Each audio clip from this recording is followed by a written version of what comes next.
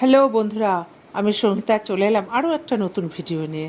তা তোমাদের তো ভিডিওতে দেখাচ্ছি যে আমি একটা ফ্ল্যাট নিয়েছি আর সেখানে রং হচ্ছে, তা টুকটাক জিনিস কেনা হচ্ছে। তা শুধু তো রং করলেই হবে না, একটু ঘরে একটু পুজো দিয়ে ঘরে ঢুকতে হবে। তা ঠাকুরমশাই লিস্ট দিয়েছেন, আমি আর মা চলে এলাম দশকর্মার দোকানে। তা এই যে ঠাকুরমশাই লিস্ট দেখে দেখে দিদিকে বলছি, মানে দোকানের যে দিদি রয়েছে দিদিকে বলছি, আর দিদি একটা একটা করে জিনিসগুলো দিচ্ছে। তাই এই সিঁদুর থেকে ঘর থেকে দাঁড় ঘট সমস্ত কিছুই দেওয়া হচ্ছে, আর আমিও এগুলো নিচ্ছি আর কি। আর এদিকে আরেক দিদি বিল করছে, তা কটা মানে কোনটা কী দাম সেগুলো। 80 টাকা পিসের মাল, 80 টাকা 80 টাকা পঞ্চরত্ন লেখে নিত। পঞ্চরত্ন এখনো আসেনি, এবার অন্য চিরকুট দেখছি। পঞ্চকুড়ি 50-3 আর হপ্তকি 5টা। তা দশকর্মার ওদিকে মোটামুটি কমপ্লিট হলো।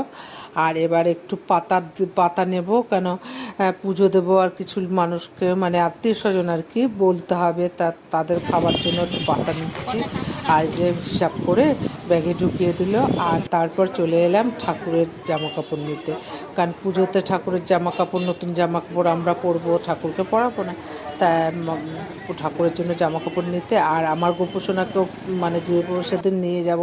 তা গৃহপ্রবেশের দিনও গোপুকে একটা নতুন জামা পরাবো, সেগুলো সব নিয়ে নিই একবারে। কেন তা মাকে বললাম তুমি ভেতরে যাও, কেন যা ভিড়, এই মাটির ঘর যদি ভেঙে যায়, তা আমি বাইরে দাঁড়ালাম। মা সমস্ত কেনাকাটি করে ঠাকুরের ড্রেস থেকে শুরু করে সমস্ত কেনাকাটি করে আবার ফ্ল্যাটে ঢুকে পড়লাম রাখবো করে। তা এখন প্রায় 9টা বাজে, এখন যাচ্ছি বাড়ি।